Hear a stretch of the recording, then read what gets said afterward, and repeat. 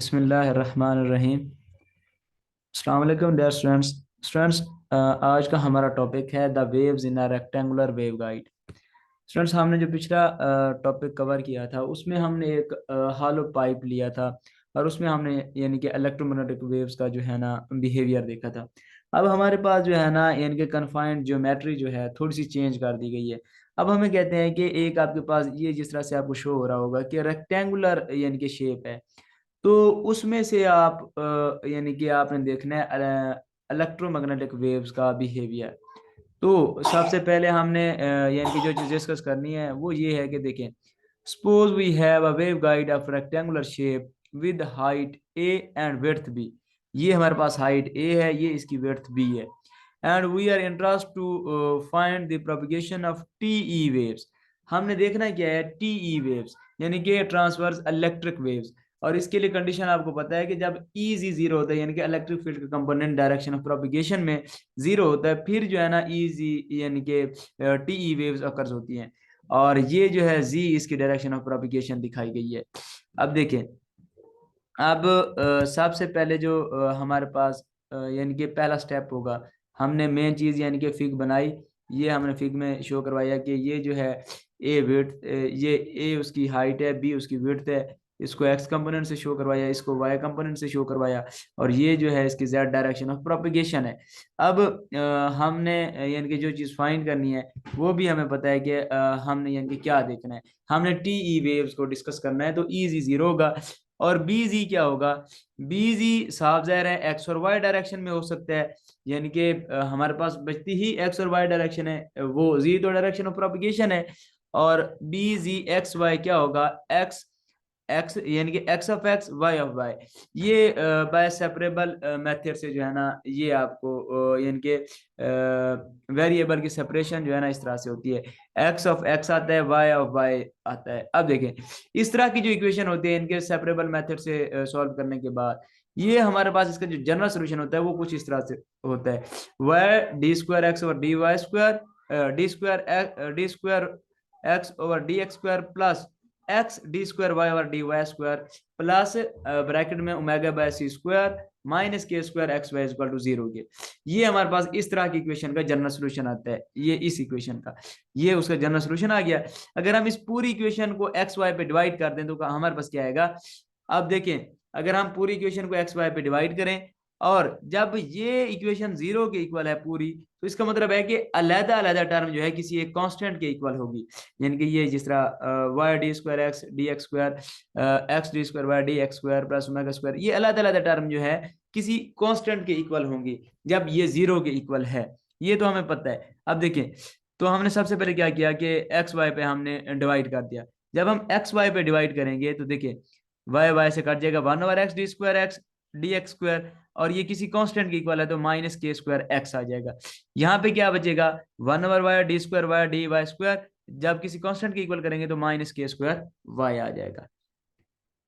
अब देखें, from these two equation यहां से हमारे पास क्या चीज बची, ये एक तो माइनस के स्क्वायर एक्स माइनस के स्क्वायर वाई, ये जो कांस्टेंट्स हैं, ये plus omega square by C square minus के स्क्वायर, ये किसके फिर इक्वल आएंगे, ये देखें, ये बाकी जीरो के इक्वल, यानी कि माइनस के स्क्वायर एक्स माइनस के square Y plus omega square omega by C square minus के स्क्वायर इक्वल टू जीरो। जिस तरह पहली दो टर्म हमने जीरो करके किसी कांस्टेंट के इक्वल लिखी हैं, तो बाकी वाली जो कांस्टेंट टर्म है हमने उसको जो है यानी कि बाकी बचने वाली जो टर्म है उसको हमने इक्वल टू जीरो कर दिया। ये वाली दो टर्म माइनस के स्क्वायर एक्स माइनस के square Y plus omega by C square minus के स्क्वायर इक्वल टू जीरो हो गया। अब देखें, अब जो हमारे पास जनरल सोल्यूशन होता है तो हम उसे किस तरह से लिखते हैं मिसाल के तौर पर एक्स ऑफ एक्स है हमारे पास, तो जिस तरह हमने सेपरेबल वेरिएबल मेथड के जरिए किया है तो एक्स ऑफ एक्स था और वाई ऑफ वाई था। तो एक्स ऑफ एक्स का जो जनरल सोल्यूशन लिखते हैं A sine K X of X plus B cos K X of X. ये हमें एक जनरल सोल्यूशन बताया गया है कि इस तरह से जनरल सोल्यूशन आता है। तो जो हमने अपना जनरल सोल्यूशन बनाना है वो हमारी कंडीशन के रिलेटेड होगा, हमारी कंडीशन उसको सेटिस्फाई करेगी। अब देखिए, at boundary condition X is equal to zero only cos part remaining. अगर हम इसमें बाउंड्री कंडीशन अप्लाई करें और एक्स को जीरो मान लें तो साइन वाली टर्म तो जीरो हो जाएगी, सिर्फ कॉज वाली टर्म बचेगी। वो यही बताई गई है चीज के, सिर्फ कॉज वाली यानी कि पार्ट जो होगा बचेगा। And now we find the K X and K Y. इसी तरह हमने के एक्स और के वाई फाइंड करने हैं। अब देखें के एक्स की वैल्यू क्या है। If we go back to the closed pipe surface, जो हमने पिछला टॉपिक कवर किया है, we know that the one integral multiple is equal to one wave vector। जो एक इंटीग्रल मल्टीपल होता है वो एक वेव वेक्टर के इक्वल होता है। कैसे? Wave vector K is equal to 2 pi by lambda के।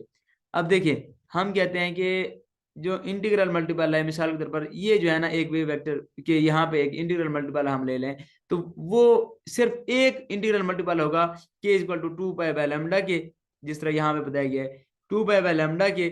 और लैम्डा एक मरतबा ए के इक्वल होगा, एक मरतबा बी के इक्वल होगा, क्योंकि हमारे पास दो, एक हाइट है एक विड्थ है।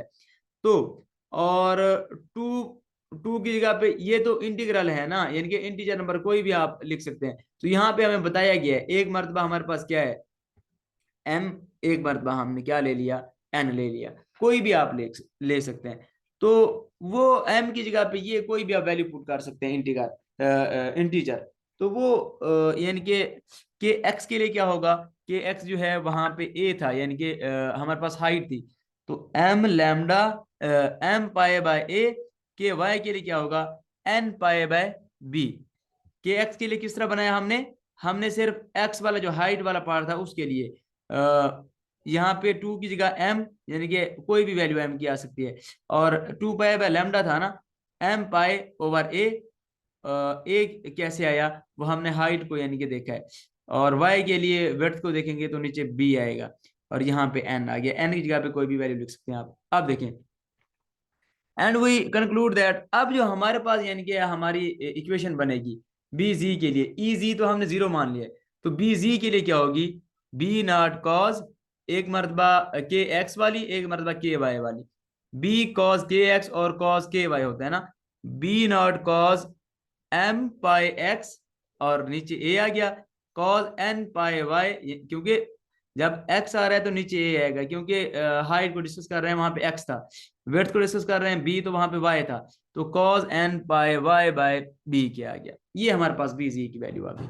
अब देखें this solution is called TEMN mode, transverse electric mode, और ये एम एन क्या है the first index in conventionally associated with large dimension, ये इंडिसेज हैं। अब ये क्या बताते हैं कि जो फर्स्ट इंडिसेज है वो कन्वेंशनली क्या होता है लार्जर डायमेंशन को यानी कि शो करवा रहा होता है। यहाँ पे ए जो है वो बड़ा है बी से, यानी कि हाइट जो है यहाँ पे देखें ये हाइट जो है बड़ी है यानी कि विड्थ से। तो वही बात बताएंगे TEMN में, एम जो है यानी कि फर्स्ट इंडिसेज हमेशा बड़ा होगा सेकंड से, एन से। तो यहां से हम एक और चीज फाइंड कर सकते हैं, now we get the value of K, wave vector की वैल्यू किस तरह से आएगी वो देखिए हमारे पास एक इक्वेशन बनी थी यहाँ पे, इक्वेशन नंबर 2 होगी ये वाली इक्वेशन। तो के किसके इक्वल आएगा ओमेगा बाय सी का स्क्वायर अंडर रूट में माइनस के स्क्वायर वाई माइनस के स्क्वायर वाई, ये पूरे का अंडर रूट ले लें के इक्वल आ जाएगा। इसी तरह से ये देखें omega by C square minus के स्क्वायर एक्स माइनस बाहर निकाल लिया प्लस के स्क्वायर वाई अंडर रूट में आ गया, ये के की वैल्यू है। अब देखें के स्क्वायर एक्स और के स्क्वायर वाई की वैल्यू पुट करें, माइनस पाई स्क्वायर ये हमारे पास था ना इस तरह से था, एम पाई एक्स ए कॉस यानी कि एन पाई वाई बाय बी। अब देखें एक्स और वाई तो वो उसकी डायरेक्शन को शो कर रहे हैं, एम पाई ओवर ए और एन पाई बाय बी, यहाँ से पाई आपने कॉमन लिया तो ये पाई और पाई ये यानी कि स्क्वायर है ना, तो यहाँ पे आएगा पाई स्क्वायर, ये देख रहे हैं ना के स्क्वायर एक्स और के स्क्वायर वाई, ये तो के एक्स के वाई की है, जब स्क्वायर की बात होगी तो पाई स्क्वायर कॉमन आ गया, बचा क्या एम ओवर ए का square plus N over B का स्क्वायर। अब देखें अब हम कहते हैं कि एंड ओमेगा, ओमेगा जो है अगर ये सी बाहर निकाल लें और पाई बाहर निकाल लें, ये स्क्वायर था ये यानी कि अकेला अकेला आ जाएगा सी पाई, तो ओमेगा ये smaller than c pi m over ए का square plus N over B का square is equal to omega M n के।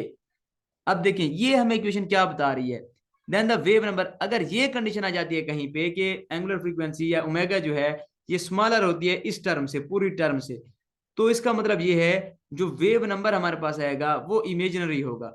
And instead of travelling wave, अब वो ट्रेवल करती हुई वेव अब यानी कि ट्रेवल करने के बजाय हमें इस तरह से शो हो रही होगी कि वो एक्सपोनेंशियली डिके हो रही है उसकी फील्ड में, यानी कि कम हो रही है, कमी आ रही है। For this reason which is called cut off frequency, और इसी रीजन की वजह से हम इसे कहते हैं कट ऑफ फ्रीक्वेंसी। अब हमें पता चलेगा कट ऑफ फ्रीक्वेंसी क्या है। Basically the lowest cut off frequency for a given wave guide occurs the mode TE10, यानी कि omega 10 equal to c pi by lambda के, ये है cut off frequency c pi by a के। अब इसका मतलब ये है कि इस फ्रीक्वेंसी से नीचे वाली जो भी वेव उस यानी कि मीडियम में प्रोपिगेट नहीं कर सकती। जिसकी भी फ्रीक्वेंसी इससे नीचे होगी वो उस मीडियम में जो है ना प्रोपिगेट नहीं करेगी, इससे ऊपर वाली फ्रीक्वेंसी ही उस मीडियम में यानी कि प्रोपिगेट करेगी। Frequency less than this will not propagate at all.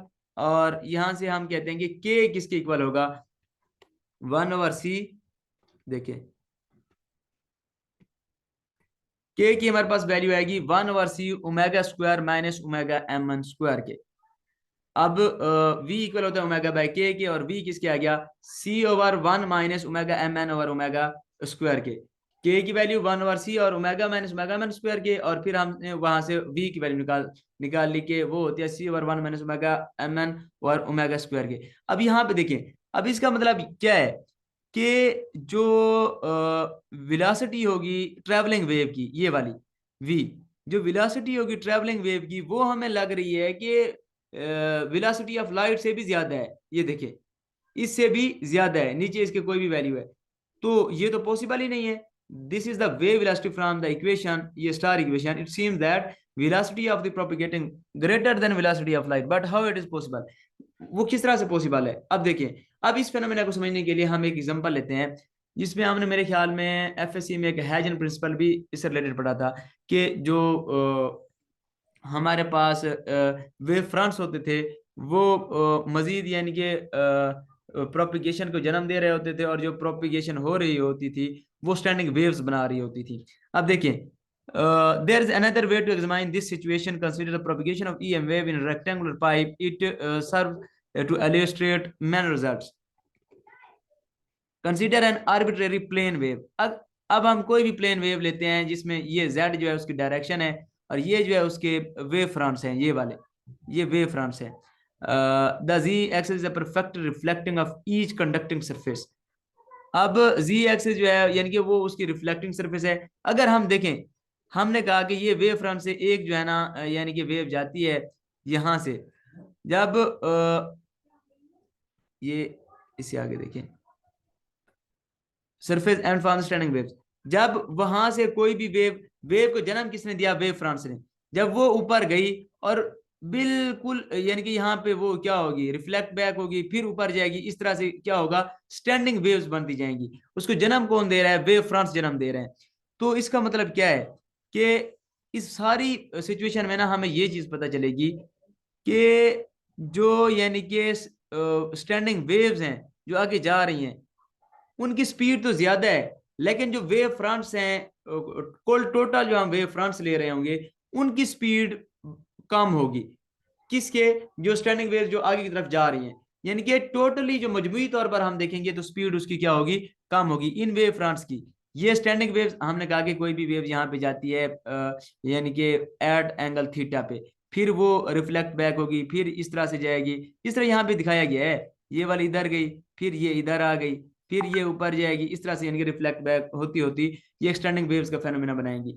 अब हमने कहा कि ये जो स्टैंडिंग वेव इधर जाएंगी वो तो उनकी तो स्पीड काफी ज्यादा होगी, लेकिन जो वेव फ्रंट्स को टोटली आप देखेंगे तो उसकी स्पीड क्या होगी, कम होगी। देखें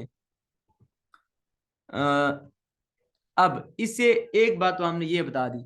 अब आगे हमने कहा एंड द वेव वेक्टर, जो वेव वेक्टर होगा वो इक्वल टू होता है के एक्स आई प्लस के वाई जे प्लस के जेड के, और ओमेगा क्या होता है सी के प्राइम की वैल्यू में पता है, ये पीछे जो हमने बताई है कि k square plus pi square m by a square plus n by b square के, और ये ओमेगा एम एन स्क्वायर के इक्वल होता है, ये सी के स्क्वायर हो जाएगा और ओमेगा एम एन स्क्वायर हो जाएगा।